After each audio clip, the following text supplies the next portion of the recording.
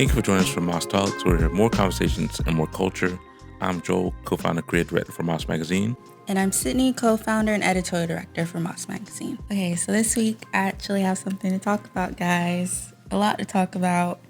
But I want to start off with e.l.f. Are you familiar with that brand? Barely. It's a makeup brand. Mm-hmm. It's ELF, usually in the aisles. What does ELF stand for? I think it's eyes, lips, Face, something like that. It's a cosmetic brand, Mm-hmm. but I guess you would consider it drugstore because it's pretty, friendly in price. Mm-hmm. And they have a lot of things. Like, I love e.l.f. I use a lot of e.l.f. products because Mm-hmm. they're affordable and they're good. Like, you don't have to break the bank. Right. But recently, e.l.f. has created a hair gel and a slicking brush. It's kind of like an edge gel type of situation with like the edge tool brush. And this is a product that is in addition to their Power Grip series. So they have like a face primer you would put on your face before you do your makeup. Mm-hmm. And it's a Power Grip to like help the product stick better in your face. I'm sure you have a point here, but why is a slicking brush? Is it to slick the hair back or is it slick down the edges? Or is it both? I guess it's both. Okay. And that's kind of where people are like, what's going on? Because e.l.f. is eyes, lips, and face, not hair. So does this mean they're moving into hair? And are they moving into hair because hair products are popular right now? A lot of people have hair care lines. And then, again, people are confused. Like, okay, like why edge gel? Why the brush? And then the people that they're sending these PR packages to aren't black and brown. They're white people. And, like, they're using it like a brush and they're not just focusing on their edges. Okay. So, like, that's kind of, like, the whole conversation that's going on right now is, like, what was the purpose? Why aren't you diversifying the people you're sending this to? What does this mean for the future of the brand? All of that. Do you have any thoughts on that? No, when I heard slick and brush, I instantly thought of white women when they slick their hair back. That's what it is. Like, if you search it up on Google or you go on TikTok, it's just a lot of white women pulling their hair back into a bun and they're, like, brushing it all the way back. It reminds me of like swimmer's hair. Yeah. Okay. It's not as shiny, but, like, the clean girl aesthetic is, the pullback hair. Okay, next question. So you mentioned this briefly. This is just from my male knowledge here. Power grip. What is being gripped and why is it called power grip? It's just like a way to like prime your face beforehand. Like you wouldn't Is it like put makeup on your face straight. Okay. Let me. I'm gonna ask this question before you continue. Is it like how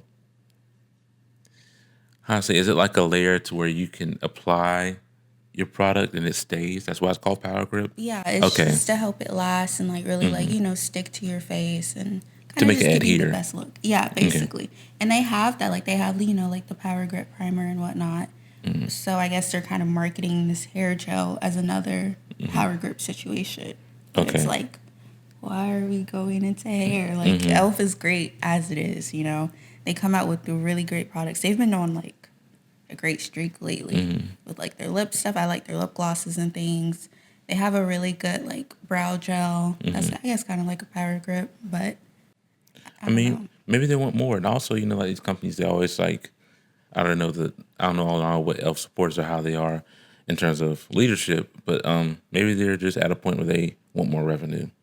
Probably. I mean, I think they're doing, like I said, I think they're doing good as now. They're in Ulta, they're in Target, they're in Sephora. I think they're in Sephora's. They're in, all the drugstores. So, I don't know. I also want to note, though, I did look at their website to, like, see the product. And on their website, like, in the top bar navigation, there isn't a section for hair, which I think is interesting. So, it's like, is this a one-time thing, or are they going to, like, expand their website to cater for hair products or what? Is it just promotional at this point, or is it actually part of the sold? It's an actual product sold. Like I was like on like the product page, and I looked at the navigation on top. I didn't see anything for hair, so I was like, okay, like you're selling brushes and you're selling this, but are you going to expand on it or not? But, I mean, they are a beauty product. They are selling a beauty product, so yeah, I don't know.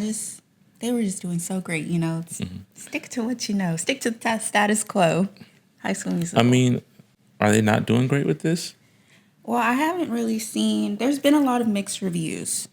is what I would say. Is it just backlash because the promotional's been for white women? I think so, and a lot of people don't understand. Like the customer does not understand why. Like I come to you for makeup, not hair. So like Okay. it's a lot of. I think it's just confusion right now, and people don't like change. Well, speaking of hair, so basically Disney has released a show, and probably taken it down by now, but called Hey AJ. It's based on a book written by former Super Bowl champion Martellus Bennett, and the show follows a young girl with an extremely active imagination who somehow finds a way to turn simple everyday tasks into major adventures with an important underlying lesson. Basically, anyways, it's big for Black people because it's like major characters, major storyline. But the main point, the reason I bring up this show, is because of a guy called Captain Durag. And so Captain Durag may or may not be based on a series by another Black creator, Anami Hayes, who says she allegedly sued Disney. And the name of her show is called Good Looks Crew, which features a high school male who gains telekinetic powers from wearing a do-rag. And so she didn't say who, he or she didn't say who, but they stated that they pitched her show many times and that the idea behind the show is legally protected, allegedly. But with that, I want to ask this question. How can small creators keep themselves protected from major corporations, and in cases they can't, how to keep their moral high and continue to create? That's a good question. I feel like that's something we're still trying to figure out. I know we have certain forms and processes in place to kind of help preserve our ideas. Like when we come up with a theme, every issue has a theme, and we're reaching out to people. We don't say the theme like right offhand. We kind of like test the waters. Hey, this is who we are. Are you interested in what we're doing? And if they say yes, great. Here are some forms we Well- need you to sign. And then we like go into all the details because like we kind of protect ourselves with those forms beforehand. I would say yes, that's one way to do it, but I'm asking in terms of form of legality. Like in my experience, if you have a business, make it LLC. That's number one. If you are selling a product to the general audience, you want to make it LLC. And step number two, make a business account, because if you're making some kind of income, you want to be able to places to set those funds so that it can be taxed. You can go into to a deeper avenue of how much of that needs to be taxed, or when you need to start filing taxes, because like after you make a certain amount of money, then like the IRS is gonna be like, hey, like you making more than you say you are. So just worry about that later, depending on how much you're making. But LLC and business account. If you have an original idea, trademark it or get creative license. Obviously, like I don't expect you to have those things right off the bat, because obviously you need to make money in order to purchase those things. But be aware of when you need to have them, because there'll be times where people will take your ideas from you. I think it's also a matter of like everyone has great ideas. You don't necessarily need to post about them all the time. You Yeah. don't need to go on Twitter and say your great idea. You don't need to make a TikTok and say your great idea, because then it's out in the public and anyone can take it. And I also think when you're trying to pitch to people like Disney and like these bigger corporations, like you need to protect yourself. I guess with like that trademarking and licensings and things like that. But I feel like maybe you need to also like be networking with people who have pitched to bigger corporations before, so you can understand how to protect yourself, because even though you make it into the room, that may not be a yes, but they might like your idea and try to take it, So I think it's just a matter of like knowing when to speak up and when to kind of like keep it to yourself and until it becomes a manifestation. Yeah, and also one of the things I learned recently when we watched the show by Seth Rogen, that people actually buy ideas and just kill them so that they can do them on their own, or how they interpret them themselves. Exactly. So it's a matter of like, yes, it's great to always, try to get it out on Disney. I mean, if y'all know me, that's my dream, right? But there's power in being able to have full control over your ideas. And if you can, find a way to do it on your own, get it out there on your own. I think that would be my biggest piece of advice. Yeah, I want to kind of like veer off into a small corner of this argument. So Captain D-Rag, people are kind of like on two sides with the character choice because people say it's like a mockery to black people in the black experience by picking something stereotypical to use as the main marketing point. And like I get that, but at the same time, you got to think about who made the show. It's by Martell Bennett. Okay, But so it was, I'll say it was pitched as by a black person. I have thoughts about that though. Okay, go ahead. Because, like I said, when you're going to these big corporations like Disney, at the end of the day, they're all white. And because they're white, they have certain perceptions of us as black people. If you're not catering to them and what they perceive you to be as, they're not going to go for it. So from the outside looking in, I'm sure they know what a do-rag is, or they know, that's something that black people wear. So they're like, oh, yeah, I love this. This is great. This is the black experience. And so sometimes, black creators, we kind of know how to cater to that, in order to get yourself out there, in order to get a spot. So I think it could be a matter of that. I also think like I grew up on Disney. I grew up in That's a Raven era. And what I enjoyed so much about her was that she was just herself. She was just a normal black girl. She didn't play into certain stereotypes or, do things a certain way. She was just herself. And I think maybe that's also why some parents are upset, because it's like, you don't have to wear a do-rag to be black or be powerful and stuff. I feel like it could have been a point to where the do-rag could have just been a part of normal life. Like in some shows, a girl would go lay down in her bonnet, or a guy would go down lay in do-rag. Like it could have been a mild point for just who they are in their culture, instead of it just being their main. Yeah, I think that's probably what the issue is. Yeah.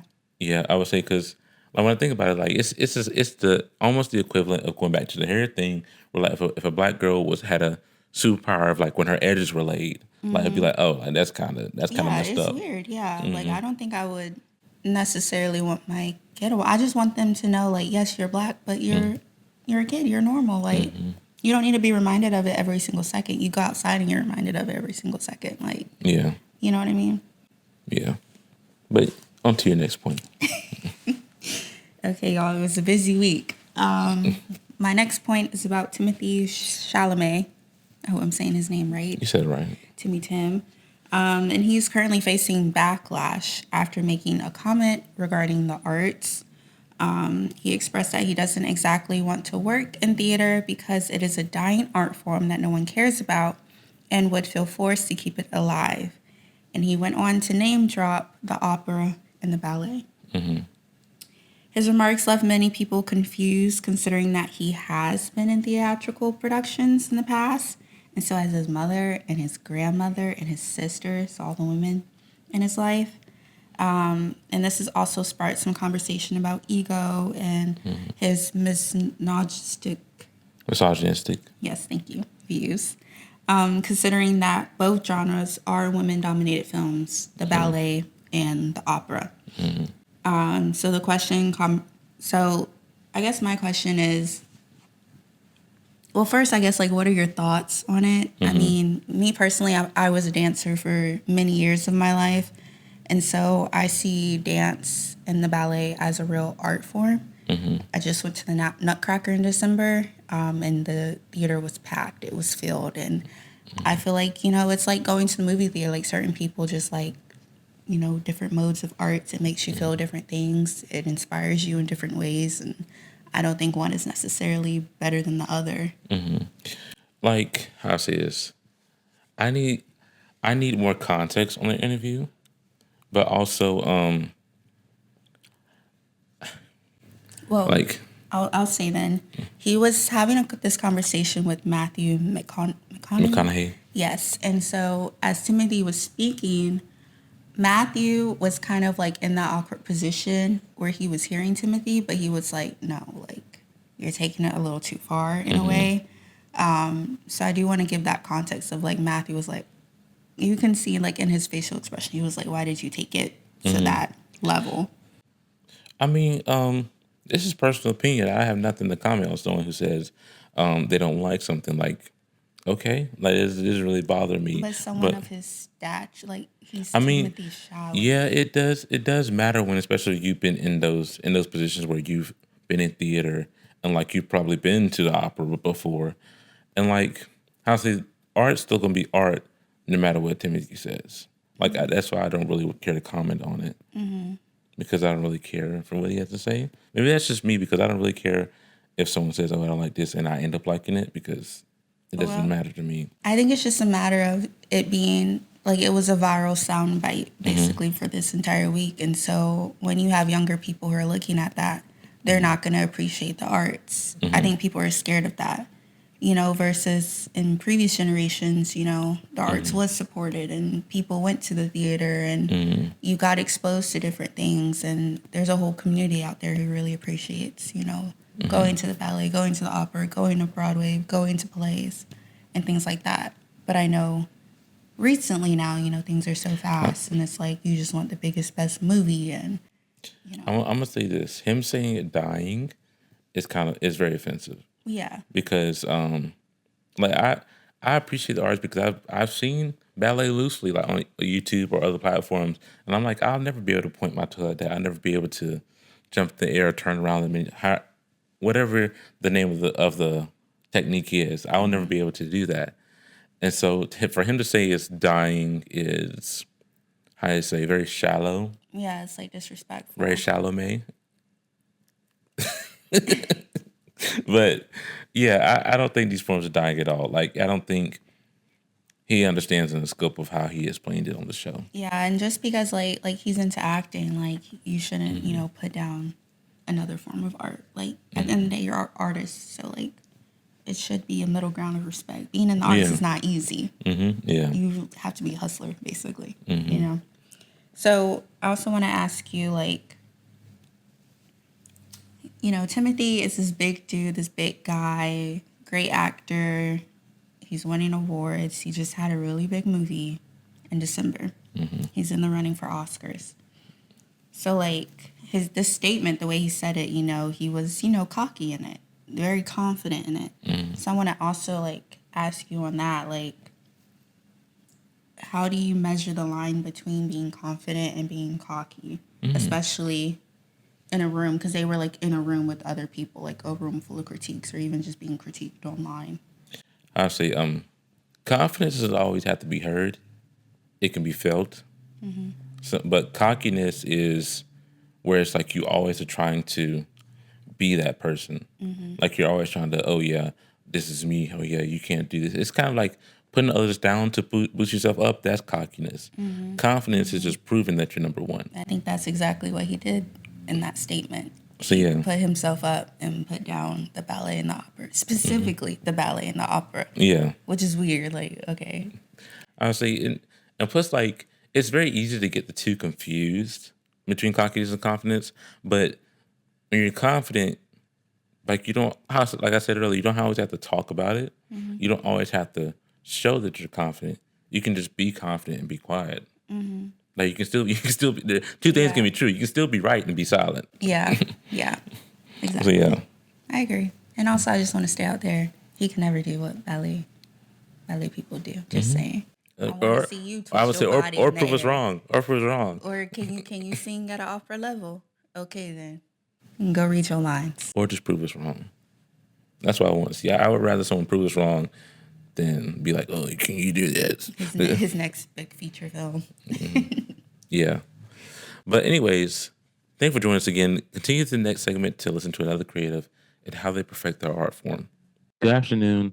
Thank you for tuning into Moss Talks. Today, we have the pleasure of speaking with Logan Carter, a 3D journalist. Thank you, Logan, for joining us today. Hi, it's nice to be here. So, first off, for those who don't know, can you explain what a 3D journalist is? Technically, a 3D generalist taps into all types of 3D media, mostly modeling, texturing, lighting, and things of that sort, also animation. But what I prefer to do is to just basically take on the entire production of a type of media. So whether it's timed videos, I love to just texture everything, play with different styles, different shading techniques, and stuff like that, and basically make my own characters and my own stories. Okay, so how did you get into this craft? It was a long time ago, mostly from middle school. I discovered this software that was mainly for very easy 3D animations, and I didn't really realize how much it would impact my love for animation as a whole. I made over 100-ish videos from then on all the way to college, and even though it was with the same software, I kind of had this hunger to just see how not only how big ticket films are made, but just the craft in creating something from scratch, which even though it is mostly from a computer, I have tried to translate it to physical media as well. So since you started from middle school, I'm assuming you were using different software than you're using now. What softwares have you used over time?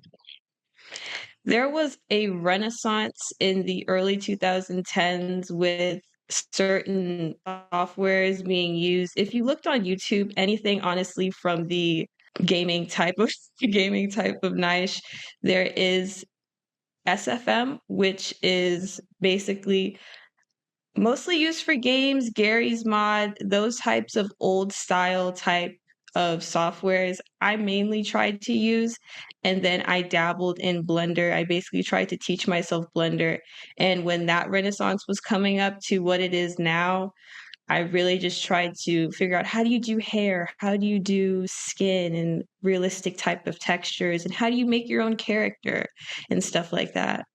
So yeah, that's so cool. I was like, in terms of art, like it's always you're trying to figure out how to. Once you learn the basics, you're trying to how to make things that you see better. If that makes sense. Yeah, yeah, definitely. Can I ask before I go into the second question, what was like your favorite like animated cartoons or movies or whatnot as you were growing up? I have a lot of favorite cartoons and movies of that sort. My all-time favorites are obviously Adventure Time. Everyone loves Adventure Time. It's a classic. And then when I was 10, I just really loved Big Hero 6. Like it's really specific, but if you were there in the Tumblr kind of basically another renaissance on Tumblr of fandoms, and Big Hero 6 was just so refreshing to me. It was like a new kind of just an eye opener. Into the Spider Verse as well is also a huge eye opener in terms of the animation style, but I love that as much as I love Big Hero 6. Like I Mm. will always love Big Hero 6. Yes, I remember the first time I watched that movie because like I had such an emotional reaction to it and I was like, "Oh wow, this is really good." And then of course Spider-Verse changed the game with animation. We see that now, so cool fix. Yes, yes, definitely. So that kind of leads us into the next question then. Where do you draw most of your inspiration from? Most of my inspiration, it's not mainly from Pinterest, even though it kind of does seem like it is a little bit from Pinterest. I mostly try to look for and research very early 2000s, early 2010s type of media. My biggest inspiration for any of my works as a whole is definitely the super flat style. Like the super flat style, you've seen it everywhere probably, but I really just like the combinations of different types of depth, whether it's 3D or 2D. And then it fascinates me even more when it's been translated into paintings, into vector art, and maybe even clothes and apparel. But I just really love super flat, and I also love just anything from, the Windows 7 interface and stuff like that. Frutiger Metro, Frutiger Arrow, all of those things. It did bring me warmth from the nostalgia, but then I just realized I was like, this design style is really good. It's really good. And I think it should be appreciated and then brought out more because it kind of brought a kind of not just childlike wonder, but also just hope for the future, I think. Yeah, absolutely. And I've like noticed logos, like a lot of companies are changing their local logos lately and it's like they're losing their spark, and it's true like I feel like 10 years prior things were just a little bit more fun and a little bit more artistic, and we don't really see that anymore. So I really like that you're drawing inspiration from that overall. Yeah, yeah. That is mostly because I think it started in maybe 2015 with the whole minimalism type shtick. I did learn about in like user experience where they have kind of a minimalist type of goal where they just want to keep everything accessible. But I think it does technically reflect the state of the world right now, where earlier, like Fruitiger Arrow and all of those things, it was a glimpse of what the possibilities of the future could look like in progress. And then now with the corporate minimalism, it's kind of like we didn't get there yet. A kind of That's the kind of vibe I think it's giving. But yeah, I'm a little bit concerned for the minimalism, but I don't know, to each their own. Yeah, I agree. I Yeah, agree. Mhm. I'm gonna keep my thoughts to a minimum. But as a designer, as a graphic designer, seeing minimalism hurts now because like it's like the goal was for it to make things simple. Now it's just making things look, I don't want to say trashy, but I mean like unauthentic. Let's say that. Like it just feels like it's just slap a white label on it. Let's call it a day. This is a business, and that's it. Like it feels Yeah. like there's nothing you can really connect with outside of that. Because the logo used to be like when you, I bet if you saw a box of cereal, you would know based off the color, you would know the logo, you would know what it looked like. But then like now you see these logos and it just, it's the brand, but it doesn't connect with the customer the way it used to. So yeah, Yeah. that's I'm gonna keep that short. But when you start a new piece, what do you usually focus on first? The mood, the colors, the form? What draws you into making the piece? When I start a piece, normally whether it's a video, when I start to make basically anything, I kind of draw inspiration from the pieces that I research, and then kind of or basically what kind of song or what kind of music do you hear when you see this piece? And that's for anything, whether it's a video or any of that stuff. I usually think like, what kind of songs am I hearing? Like, how am I feeling? How do I want the characters to look? Or if there's any characters, what kind of perspective am I thinking? So maybe like 2 point perspective or orthographic or something like that. What kind of perspective am I looking at? Can I immerse myself in this piece, whether or not it's a video or digital? And basically, what kind of feeling am I getting from this? But do you draw some stuff out or do you just get straight into your program? Technically, you are supposed to storyboard for most pieces, but I've never storyboarded anything. I am a certified overthinker. So I always like to just map out every single thing, not really every single thing, but just a genuine idea over and over and over again. Kind of like how you recite a song, which is why I said that, like sometimes I imagine songs with my pieces, kind of like reciting a song over and over again. I just recite what's going to happen in this video, or what is this picture going to look like? What is this painting or drawing going to look like? And just basically try it out, and then if something messes up, I can either press undo, or if you get a little bit stuck and you can't press undo on maybe like a painting or something, just sketch it again. I've painted over a lot of things. I've painted over an entire canvas that a couple of my friends drew on, because I was not really a perfectionist, but I was like, this needs to look exactly how I was thinking in my mind. Real. You know, yeah, I strongly agree. Especially like I'll have a vision when I make a graphic and I'll be like, this is how it's supposed to be. And then like obviously like for some stuff you send it to clients or you send it to friends and they're like, what if you change this? And then you change it to the specification, you're like, that ain't it. That ain't what I wanted.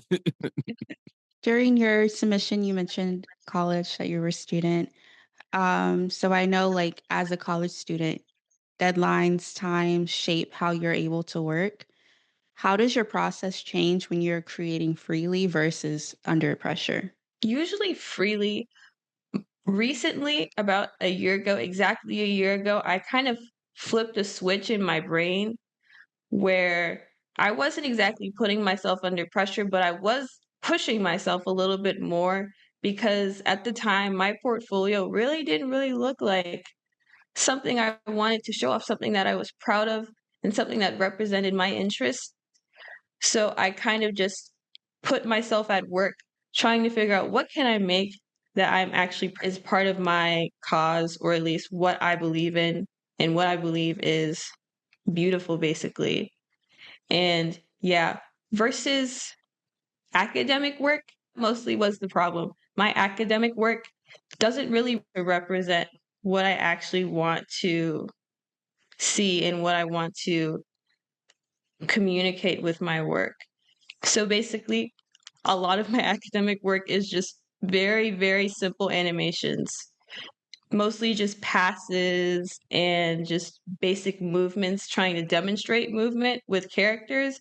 But I had no room to customize or really do anything to the videos or any of that stuff. So I had to basically push myself or put myself under pressure to say, hey, I kind of want to do things that I actually enjoy doing that I can say that I put 4 years into and I'm proud of. So basically, that was the pressure that I put myself under. And still to this day, because my senior film, what I'm working on right now, a senior film, I really wanted to push myself to say, hey, I kind of want to put a little bit of my spiel in here. And it is very difficult because it's a collaborative project. But basically, that's another term of putting myself under pressure because if you really want something, unfortunately, you will have to push yourself to get it done.